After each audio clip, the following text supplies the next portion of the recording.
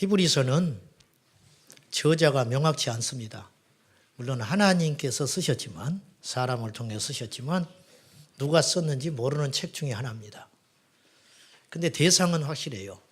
그 이름처럼 히브리 민족, 유대인으로서 기독교로 개종하여 예수 믿는 사람들, 이들을 향해서 편지를 썼는데 쓴 목적이 뭐냐? 히브리서 기자가 이 편지를 쓸 당시에 네로 황제가 집권하고 있을 당시였는데, 그러니 기독교인들이 엄청난 핍박을 받았습니다. 그래서 믿음을 버리는 사람이 나오고 흔들리는 사람이 나오기 시작했어요. 이들을 권면해야겠다.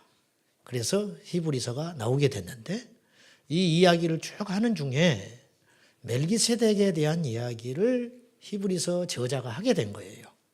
멜기세덱은 어떤 인물이냐면은, 제사장 제도는 모세 율법에 의하여 BC 1500년 전에 성립이 됩니다. 근데 멜기세덱은 아브라함과 연관이 있는 인물로서 제사장 제도가 있기 전에 500년 전 BC 2000년에 이미 제사장 역할을 감당하고 있었어요. 그러니까 신비롭잖아요. 제사장 제도가 없는데 제사장의 역할을 감당하고 있었다. 이건 곧 예수 그리스도를 예표하는 것이다. 이 설명을 쭉 해가는 중에 히브리서 기자가 고민이 생긴 거예요. 못 알아들을 것 같아. 이 편지를 읽는 사람들이 너무 연약해서, 너무 어려서, 그러면서 그 말 나온 김에 영적 성장에 대한 이야기를 하는 거예요. 여러분, 예수님은 우리가 영적으로 성장하길 원하세요. 인격적으로도 성장하길 원한다고요. 옛날에 이제 의학 수준이 그래서 그랬는지 임신한 채로 약을 잘못 먹어서 우리 시골에 아이가 태어났는데 자라질 않아요. 다른 건 다 문제가 없어. 지능도 말도. 근데 자라나질 않아요. 신체가. 그래서 나중에 동생이 몇 년 있다가 태어났는데, 동생은 걷고 뛰는데 이 형은 누워서 하루 종일 있는 거예요. 그냥 말도 해요. 공부도 해요. 근데 걷지를 못해. 부모의 마음이 타들어가는 걸 내가 봤어요. 우리가 영적으로 성장하지 않는다면 어떻게 되겠습니까? 요한복음 12장 24절에 주님 말씀하시기를, 너희가 나를 믿으면 내가 하는 일을 한다. 그리고 나보다 더 큰 일도 할 거야. 놀랍지 않습니까? 주님보다 더 큰 일. 주님이 무리를 걸었고 죽은 자를 살리셨는데 믿기만 하면 우리도 그럴 수 있다는 거예요. 그리고 주님이 원수를 용서했잖아요. 너희도 그런 정도까지 갈 수 있다. 근데 그런 사람이 있어요, 사실은. 손양원 목사님이 그렇게 했잖아요. 불가능한 건 아니에요. 단지 우리가 그 수준까지 도달하지 못한다는 데 문제가 있는 거예요. 그거는 무서운 일입니다. 당연한 일 아닙니다. 어떻게 그럴 수 있어? 누차 말하지만 그 정도까지 하라는 것이겠지. 그건 아니에요. 성경은 그렇게 보는 게 아니에요. 하라면 하는 것이고 그 말하면 안 하는 것이지 적당한 거리를 두는 것이 아니에요. 에베소 4장 15절에 사도 바울 역시도 우리가 성장해야 한다고 이렇게 권면합니다. 오직 사랑 안에서 참된 것을 하여 범사에, 모든 일에, 신체, 인격, 언어, 영성, 생활습관, 기도생활, 모든 것에 있어서 범사에 그에게까지 자라나는데, 그분이 누구냐? 그리스도니라. 예수님의 수준에까지 자라나라는 거예요. 참 너무 큰 꿈을 꾸고 있는 것이죠. 근데 주님은 그런 소원이 우리 안에 있다는 거예요. 불가능하지 않습니다. 이 거룩한 사모함을 갖기를 바랍니다. 우리가 그렇게 돼야 하고요. 주님이 그걸 요구하고 계시다니까요. 여러분은 자라나고 있습니까? 영적으로 자라나고 계세요? 인격적으로 자라나고 있습니까? 네? 우리 교회는 진짜 부흥하고 있는 걸까요? 어떤 사람을 1년 만에 만났어요. 근데 살이 이렇게 쪄서 나타났어요. 그러면 사람들이 이구동성으로 야, 너 건강해졌다 그렇게 말할 바보는 없어요. 너 큰일 났다 그래요. 너 몸 관리 좀 해야겠다. 살쪄서 나타나면 그렇게 말하지, 부럽다 그렇게 말하는 사람 없다고. 살찌는 건 좋은 일이 아니에요. 교회가 숫자가 늘어나는 건 살찌는 것인데 살이 찌는 만큼 무엇이 돼야 되냐면 키가 커야 돼요. 그래야 몸이 건강한 거예요. 근데 키는 크질 않고 살만 쪄. 깊어지지 않고 커지기만 한다는 거예요. 오합지졸이 되는 거예요. 오합지졸. 그래서 오르티즈 목사님이 지적한 것처럼 교회가 숫자적으로 늘어나는 걸 부흥이라고 착각하지 말아라. 그건 결코 부흥이 될 수 없다. 진짜 부흥은 무엇이냐? 수가 늘어나서 부피가 커지는 것만큼 그 안에 구성원된 우리들이 각자 한 사람 한 사람이 성장해야 된다는 거예요. 근데 우리는 성장하지를 않고 있어, 실제로. 한 사람 한 사람은 그대로예요. 근데 숫자만 늘고 재정만 늘어났어요. 그러면 이 지역사회의 암적인 존재밖에 안 되는 거예요. 그래서 오늘날 기독교가 세상으로부터 따가운 시선을 받고 있는 거예요. 미국의 국회의 채플 담당 목사였던 리차드 헐버슨 목사는 그래서 이런 말을 했어요. 교회는 그리스에 가서 철학이 됐다. 그리고 교회는 로마에 가서 제도가 되었고 유럽에 가서는 문화가 되었다. 그러더니 미국에 와서는 기업이 됐구나. 한국에 와서는 재벌이 됐어요. 재벌. 우리가 이런 따가운 소리를 듣고 있는 거예요. 왜 이렇게 됐을까? 여기서 말하는 교회는 저와 여러분이에요. 건물이 아닙니다. 다른 교회 이야기 아니에요. 우리 주변의 사람들도 우리를 미워하기 시작했어요. 무슨 이득이 있냐는 거야. 주차장만 뺏기고 있지. 우리가 그들에게 불편한 존재들이 되어버렸다는 거예요. 귀담아 들어야 됩니다. 여러분 10년 전, 5년 전, 그리고 1년 전의 모습과 여러분은 과연 무엇이 달라졌습니까? 저에게 제일 난감한 이야기가 있어요. 제게 대한 최고의 욕. 그게 뭔지 아세요? 우리에게 방문하신 분 혹은 다닌 지 얼마 안 된 분이 나한테 이렇게 이야기해요. 도전적인 이야기를 해요. 목사님이 그렇게 강한 설교를 하는데 왜 성도는 안 변했죠? 제가 쥐구멍이라도 들어가고 싶어. 이 말을 뒤집으면 이런 뜻이에요. 당신은 설교만 그럴싸하게 하고 있다. 그런 뜻 아니에요? 저에게는 욕입니다. 욕. 성경은 우리를 그리스도의 편지라고 그랬어요. 그리스도의 편지고 그리스도의 향기라고 그랬어요. 똥냄새 핑기는데 어떻게 우리가 그리스도의 향기가 되는가? 우리가 예수의 편지래요. 사람들이 우리를 보면 그리스도를 봐야 한다는 거예요. 그래서 그리스도의 편지래요. 우리를 만나서 사귀어 보면 예수님이 보여야 된다는 거예요. 과연 그러고 있는가? 저는 착해라 그런 뜻 아닙니다. 성도들은 성숙하지 못한 목회자를 만나고 변질된 목회자, 타락한 목사를 만나서 저도 거기에 들어가겠지만 실컷 신음하고 있다가 모이면 이런 이야기를 하기 십상해요. 어디 간들 뭐가 다르겠냐. 목사도 사람이다. 우리 교회 목사도 몰라. 이런 소리를 해요. 목사는 성도들의 끊임없이 영역 다툼하고 직분 다툼하고 시기, 이기심에 상처받고 질려가지고 목사님들이 모이면 이런 소리 해요. 사람은 안 변해. 그리고 사람 놈을 믿지 마라. 고참 목사들이 그렇게 훈련시켜요. 얼마나 슬픈 현실이에요.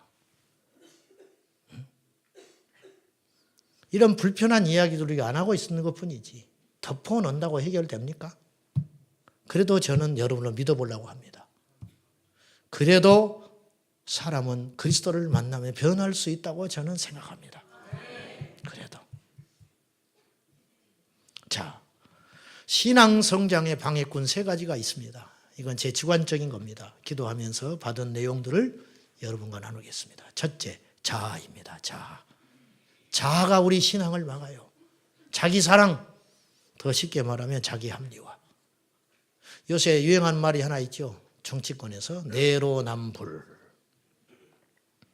어떤 목사는 이발하러 갔다가 논설에 내로남불이 나왔더래요. 신문 논설에. 가지고 주인한테 허락을 받아가 찢어가지고 왔어. 생전 처음 듣는 말이라 고사성어를 찾아보려고. 내로남불이 뭔가. 이분이 한자를 공부한 분이거든요. 아무리 자기가 옥편을 뒤져보고 사전을 찾아도 안 나오더라는 거예요. 그래서 인터넷을 검색하고 나서야 알게 됐어. 내가 하면 노면 쓰고 남이 하면 불륜이다. 이게 내로남불. 지금 처음 한 분도 있죠. 나도 한자인 줄 알았어 옛날에. 그 목사님 말 듣고 아 그렇구나 그랬어요. 내가 하면 맞아. 남이 하면 틀렸어. 내가 하면 그럴 수 있는 일이야. 남이 하면 절대 안 되는 일이야. 이것이 내 자아예요. 내 자아. 여러분 내 안에 있는 이 괴물이 있거든요. 자아라고 하는 이 괴물. 이놈은요 한 번도 태어나서 지금까지 내 편만 들어주지 남의 편 안 들어줘. 사람을 죽여놓고도 내 편 들어주는데 충분히 그럴 만하다 그렇게 이야기해요. 남의 걸 훔쳐가지고 남의 집을 망하게 해놓고도 내 안에 있는 이 내 친구 자아는 뭐라고 그러냐면 네가 얼마나 힘들면 그랬겠냐. 그렇게 편을 들어줘요. 근데 이 친구가 내 속에 있는 악마예요. 성경은 이 자아를 기절시키라고 말하지 않고 뿌리를 뽑아서 십자가에 죽여버리라고 그러는 거예요. 그러기 전에는 나를 못 만난다. 여러분의 자아가, 여러분의 속에 있는 자아가 확 나와가지고 십자가에서 이 괴물이 기절 정도가 아니고 철저히 십자가에서 죽기 전까지는 우리는 예수의 사람은 될 수 없다는 거예요. 절대로. 1991년 브라질에 파송되어서 한평생을 선교했던 신학교 17개동을 짓고 50명의 목회자를 배출하고 100명의 신학생을 둔 김철기 선교사님의 아내가 허운석 선교사입니다. 그 김 선교사님은 수년 전에 저희가 와서 말씀도 전하셨는데 이분은 아마존에 파송되어서 아마존에요. 제가 그분 간증 들어보니까 인류의 문명을 한 번도 접촉하지 않는 셀 수도 없는 작은 소부족들이 많다는 거예요. 발가벗고 살아. 발가벗고. 식인을 하는 민족이 있어요. 한 번은 들어갔더니 헬기가 들어가질 못해요. 깊은 아마존은. 간데까지 갔다가 내려서 하루를 걸어가야 만나는 부족이 있어요. 뱀을 잡아놔서 큰 뱀. 이 뱀이 동네 사람을 통째로 삼켜버렸어요. 가지고 배를 갈라가지고 장례를 치르고 있더라는 거예요. 그곳에 가 살았어요. 수없이 열병에 걸려서 죽을 사선을 넘었고요. 원주민들이 미워서 음식에다가 독을 타서 준 걸 받아 먹었다가 죽을 뻔도 했어요. 독충에 물리는 건 예사스러운 일이고 그런 고비고비를 넘기면서 선교를 하시는 분이에요. 이분이 2013년 암으로 돌아가셨습니다. 허선교사님이. 그분이 돌아가시기 직전까지 강단에 서서 외친 한마디의 말은 그것이었어요. 나는 왕 바리새인입니다. 나는 바리새인 중에 왕초라고. 그분이 그렇게 말을 하면 우리는 어쩌라고. 그분은 이런 말을 했어요. 타락의 가장 큰 증거, 열매는 곧 자존심이다. 그랬어요. 자존심. 아직 자존심 살아있죠? 여러분 자존심 살아있죠? 저도 살아있어요. 누가 나한테 도전하면 되게 싫어요. 얼굴에 벌써 딱 나타나죠. 여러분도 다 자존심 있죠? 굶어도 자존심은 안 죽잖아요. 그리고 우리는 뻣뻣하게 주님을 믿는다고 큰소리 치고 있어요. 가짜입니다. 가짜. 이분이 폐암 말기로 한국에서 마지막 요양을 하고 계실 때 한국교회 목회자들은 이분을 강단에 선뜻 세우기를 싫어했습니다. 왜 그런지 아십니까? 믿음이 어린 연약한 성도들이 하나님께 평생 헌신한 선교사가 폐병 걸려가지고 폐암 걸려가지고 강단에서 죽어가고 있는데 설교하면 시험 들까 봐 강단에 세우지를 않았습니다. 어느 날 주님께서 선교사님에게 찾아오셔서 말씀하셨다고 그래요. 너는 아픈 것이 지금 일하고 있는 것이야. 너는 건강할 때보다 지금 아플 때가 더 많은 일을 하고 있는 거야. 그러자 이 선교사님이 난감해졌어요. 주님, 무슨 말을 그렇게 하십니까? 내가 건강할 때도 부족했는데 지금 병들어서 이렇게 여러 사람들에게 어려움을 주고 있는데 내가 어떻게 주님의 일을 한다고 하십니까? 주님께서 재차 이렇게 말씀하셨어요. 네가 아픈 것 때문에 내 자녀들이 시험에 들었어. 그렇잖아요? 성도들이 시험 든 거예요. 그들의 정체가 이제 탄로가 난 거야. 정체가 드러나야 나를 만날 수 있어. 주님이 그러셨어요. 장로, 권사 선거해가지고 떨어져 봐야 정체가 드러나요. 목사님은 총회장 가서 떨어져 봐야 정체가 드러나요. 그때서야 자기의 본색이 드러나는 거예요. 그때서야. 무시당해 봐야 정체가 나와요. 여러분 대접받고 좋아하고 칭찬해주고 인정하는데 내 안에 있는 이 야수가 드러나겠어요? 등 따시고 배부른데 이것이 드러나요? 이 우리 안에 있는 이 으르렁거리는 사자는요, 먹을 거 주고 환경이 좋으면 가만히 있어요. 추워지고 배고파지고 불편해지면 이것이 여지없이 내 안에 드러난다 그 말입니다. 우리에게는 다 그 괴물이 우리 안에 있어요. 이 자아.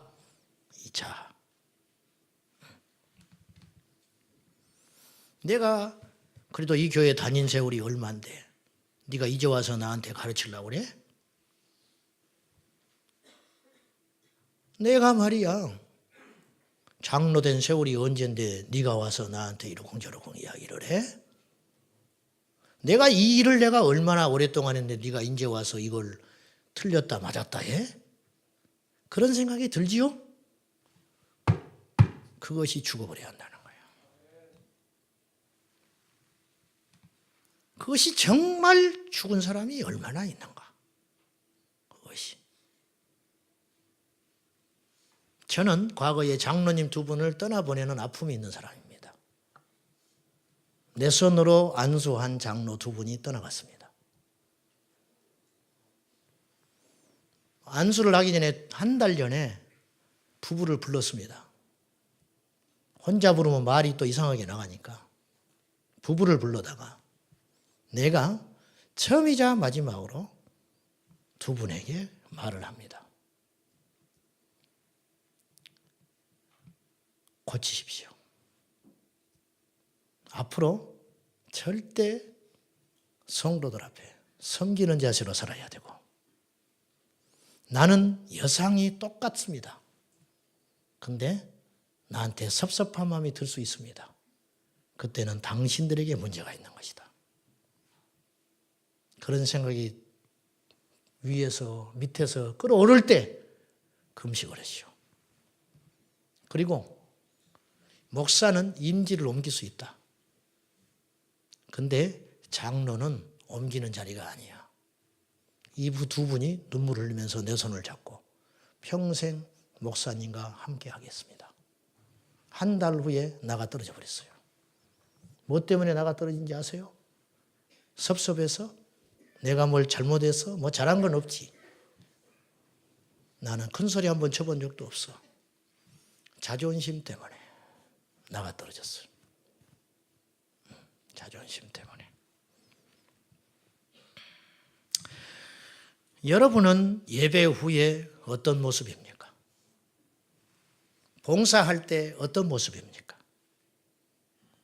회의할 때 어떻습니까? 여러분의 고집은 혹시 나오지 않습니까? 십자가를 앞에 둘 것이 아니고 그래서 나가는 저 입구에다가 다 하는 교회도 있어요. 나갈 때 십자가 지고 가라고. 이 한 시간의 예배가 전부가 아닙니다. 예배 후에 우리 예배는 진정 시작되는 겁니다. 우리는 선한 구석이 하나도 없어요. 쓸모가 하나도 없어요. 우리가 다 고백하잖아. 죄인이라면서. 죄인이죠. 죄인이라고 하면 죄인이라고 다 그래. 그러면 죄인이면 혼나야 되는 거 아니에요? 근데 혼을 내면 막 성질을 내. 다 뭐라고 말을 하냐면 자기는 부족하대. 그 부족하면 배워야 할 거 아니에요? 그리고 누군가 가르치면 막 불같이 화를 내. 다 안다고. 부족하다며. 못났다며. 못났으면 배워야지. 부족했으면 배워야지. 근데 안 배워요. 왜 그럴까? 내 안에 자아와 교만이 확 들어차서 그렇다는 거예요. 허운석 선교사님은 계속 이런 말을 했어요. 나는 주님을 절대로 대적하지 않는 사람이다. 그렇게 말하는 사람이 바리새인 중에 왕 바리새인이다. 당신이. 그렇게 이야기했어요. 양파 껍질이 벗겨지듯이 하나하나 우리의 본성들이 벗겨져서 그 모든 더럽고 악한 이 쓰디쓴 자아들이 주님께 들켜버려야 된다. 그래야 치유가 일어난다는 거예요. 나이 70이 돼서야 그것을 알고 좌절하고 무너지는 사람이 있어요. 목회를 은퇴하고 나서야 그걸 알고 주저앉은 사람이 있을 수 있어요. 그죠? 오늘이 그 시간 되길 바랍니다. 오늘이 그 시간 되십시오. 두 번째, 고난 없는 삶은 영적으로 해롭습니다. 영적으로 성장하지 않아요. 분명 고난은요, 듣기조차도 싫은 말이에요. 듣기조차도 싫어. 우리 성도님들 무척 고생하는 거 제가 압니다. 대출은 있죠. 애들은 학비 챙겨줘야지요. 시어머니 등살, 평생 기질에 맞지 않는 남편, 아내 만나가지고 인도 부부로 살고 있는 부부는 또 얼마나 많은지. 자식 뜻대로 됩니까? 안 되지. 우리가 멀쩡하게 옷 입고 여기 앉아있지만 우리 속은 구멍이 뻥뻥 뚫렸고 시커멓게 타버렸습니다. 압니다. 알아. 근데 주님은 우리 삶의 환경을 해결하러 오신 분이 아니고 당신의 생명을 주러 오신 분이에요. 착각하지 마시오. 교회 온다고 부자 된 거 아니에요. 그 부유함은 마귀가 갖다 준 것도 있을 수 있어요. 때로는. 착각하지 마세요. 여러분이 교회 나와서 높아졌죠? 그 높아짐 때문에 여러분이 망할 수 있어요. 그러니까 그것은 하나님과 상관없는 것일 수도 상당히 있다는 거예요. 자, 고난은 듣기에도 힘든 말이지만 이 고난이 우리에게 준 엄청난 한 가지 유익이 있어요. 그건 무엇이냐? 하나님께로 인도한다는 거예요. 자, 우리가 구원받은 증거는 과연 무엇일까? 하나님이 나를 사랑하고 있다는 증거는 무엇일까? 우리가 아직 천국을 가지 않았는데 천국에 생명책이 있다는데 그 책에 내 이름 석자가 기록되어 있다는 건 과연 어떻게 이 땅에서 알 수 있을까? 병이 낫는 거, 귀신이 나가는 거, 능력이 행하는 거, 예배, 기도를 많이 드리는 거? 아니에요. 그거는 하나님과 상관없이도 할 수 있어요. 가장 결정적인 증거는 뭐냐면 고난이 올 때 주님께로 엎드리는 사람. 집 나간 탕자가 극심한 고난을 겪었어요. 먹을 것도 없을 정도로. 그래서 구정물을 마셔야 할 만큼. 그때 이 탕자가 아버지의 아들이었기 때문에 아버지가 생각이 나는 거예요. 종은 도망갔을 거예요. 고난이 오면 지 살 길로 더 깊은 데로 도망갔을 거예요. 근데 이 탕자는 아버지의 아들이었기 때문에 오히려 형통할 때는 아버지가 생각이 안 나더니 고난이 닥치니 아버지가 생각이 났어요. 그리고 돌아오는 거예요. 이것이 뭐냐? 아버지의 아들이기 때문에. 고난이 차이가 있어요. 견딜 만한 고난도 있고 정말 견딜 수 없는 고난도 있어요. 근데 죄송하지만 고난에 크고 작고 무겁고 가볍고의 문제가 아니고 이유 불문하고 고난 앞에 하나님께 나오는 자가 진짜 하나님의 사람이에요. 여러분, 우리가 잘 아는 이야기, 잘 알지만 성숙한 인격과 신앙의 향기는 고난의 시기를 견디어낸 위대한 산물입니다. 고난이 없는 사람은 가볍습니다. 확실히 가볍습니다. 인생을 안다고 떠들어대지만 깊이는 없습니다. 고난을 겪지 않은 사람은 남을 배려하기가 어렵습니다. 자기는 세상에 둘도 없이 친절한 사람이고 남에게 피해를 안 준다는 사람이라고 자부하고 살지만 사실은 그렇지 않아요. 당나라 시인이었던 두목은 설이 맞은 단풍잎이 2월의 꽃보다 붉다 그랬어요. 그래서 상엽 홍어 이월화. 설이 맞은 늦가을의 단풍은 봄 2월 달에 핀 꽃보다 훨씬 붉더라. 우리가 가을에 가서 단풍을 만끽하고 옵니다. 야, 이 빛깔 좀 봐라, 빛깔 좀 봐라. 우리가 감탄했지만 그 단풍은 그 빛깔을 내기 위해서 그 전날 그 외로운 들판에서 서리를 맞았는지도 몰라요. 그래서 빛깔이 아름다운 거예요. 홍시는 얼음을 눈서리를 맞아봐야 그 홍시는 더 단 것이 깊어지듯이 우리 인생도 시련과 고난이 올 때 그것에 넘어지지 않고 주님과 붙잡고 씨름하는 그 인생이야말로 하나님이 쓰는 생명의 도구가 되는 거예요. 그러지 않고는 안 돼요. 여러분이 아무리 깊이 들어가고 싶어도 두드려 맞아보지 않고는 넓은 사람이 못 돼. 두드려 맞아봐야 배려할 줄 알아. 고난을 당해봐야 다른 사람을 배려할 줄 아는 거예요. 어쩔 수 없어요. 어쩔 수 없어. 말이 많은 사람 저녁마다 결심해. 오늘 말 너무 많았네. 안 돼요. 그건 절대 안 되고요.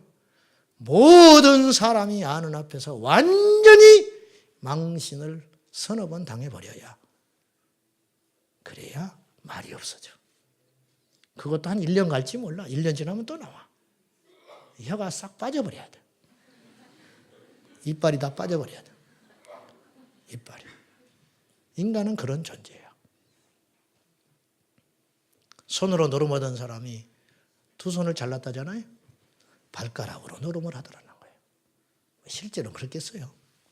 그렇게 인간은 연약하고 또 어떤 면에 있어서는 대단히 강한 존재라는 거예요. 이 고집과 이 아집은 고난을 맞아보지 않고는 결코 안 되더라. 여러분 이해하기 어려우시겠지만 힘드시겠지만 고난이 여러분에게 유익입니다. 정말 받아들이기 어렵죠? 하나님이 하시는 일을 몰라요. 몰라. 여러분 한 가지 분명한 진리가 있는데 고난의 파도를 넘으면요 하나님이 찾아오세요. 틀림없어요. 그것은.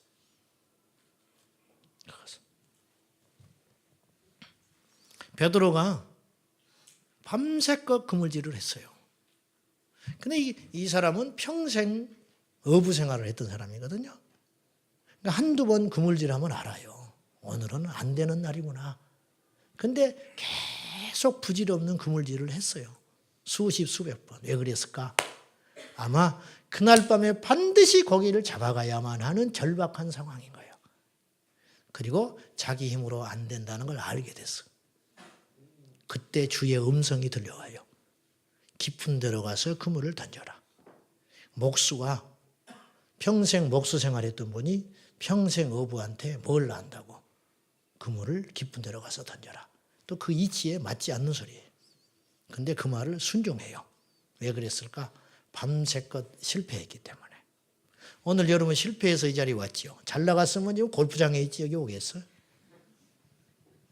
이제 이제 예수 믿고 골프장에 갈 수는 있는데 처음 불신자가 교회에 나올 때 잘난 사람이 오겠냐고 솔직히. 응? 솔직히 안 그래? 잘난 사람이 왔다. 그거는 뭐 하나님이 우주적으로 사랑하는 사람이고 그 사람은 뭐 하나님이 아주 그냥 만사제치고 이 사람 구원하겠다고 주님이 덤벼들어 버린 사람이고 대부분의 경우는 그렇지 않아요. 만에 하나 있을까 말까 한 일이고요. 거의는 갈 데 없어서 오는 거예요. 거의는 힘들어서 오는 거예요. 그래서 교회는 종착역이에요. 종착역. 다른 데 다 해보고 다 자신의 방법 다 해보고 마지막 들리는 곳이 예수님 앞이에요. 그래도 잘 오신 거예요. 그러기 때문에 이 자리에 온 거예요. 근데 그 시간이 실현의 시간이 없다면 여기 오자는 소리도 귀에 안 들려오는 거예요. 잘 왔어요. 이제 주님 앞에 엎드리세요.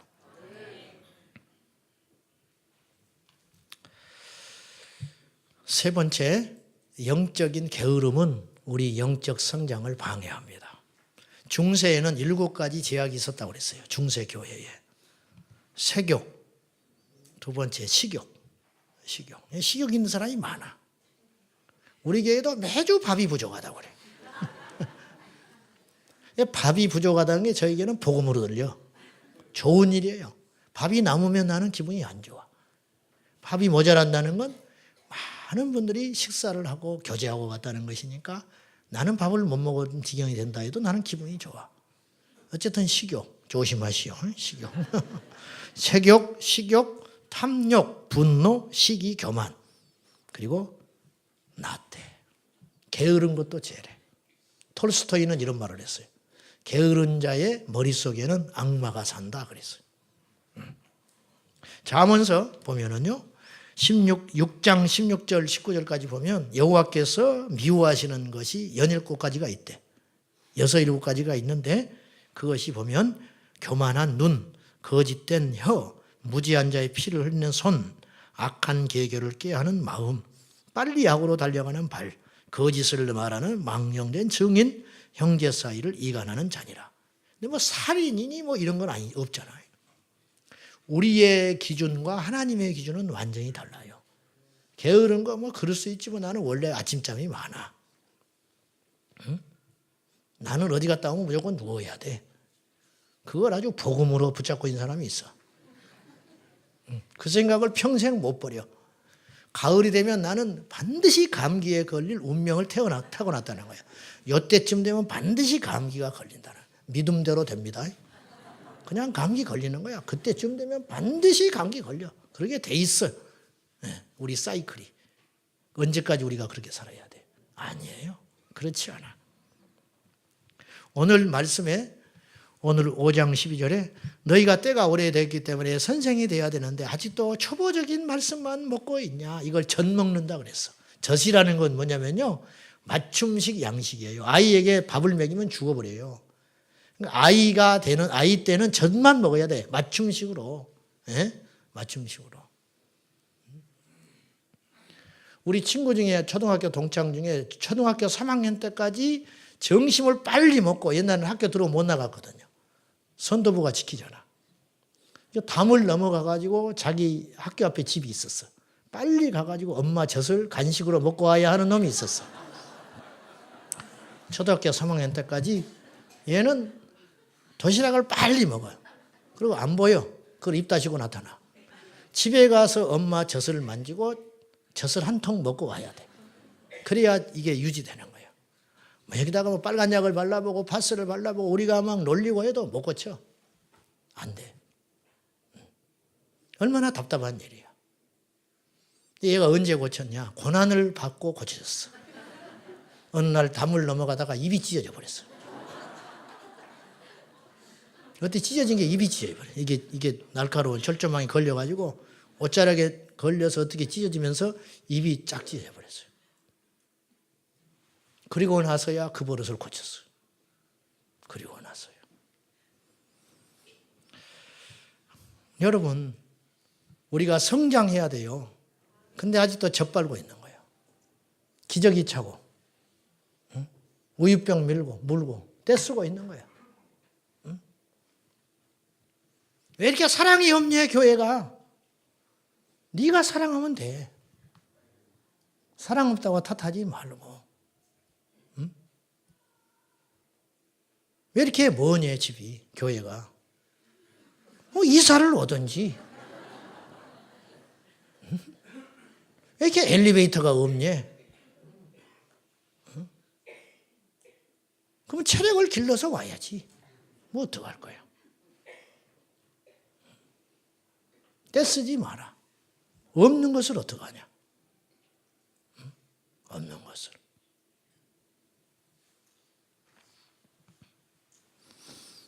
어떤 빈둥거리는 젊은이가 있었어요. 아주 게을러. 가지고 텔레비 드라마를 보는데 연속극을 보고 있는데 갑자기 텔레비전이 망가져 버렸어. 에이, 그러고 누워서 앉아요. 일어나가지고 난리가 났어. AS 전화하니까 오늘 못 온대. 그걸 짊어지고 자전거에다가 싣고 갔어. 그래서 기어이 고쳐가지고 왔어. 게으름이라고 하는 것은 아무것도 안 하는 게 아니고 그것도 죄겠지만은 하나님과 상관없는 짓만 하고 돌아다니는 거예요. 여러분 우리가 힘이 없는 게 아니에요. 지금 시간이 없는 게 아니에요. 우리 안에 우선순위가 잘못되어 있는 거예요.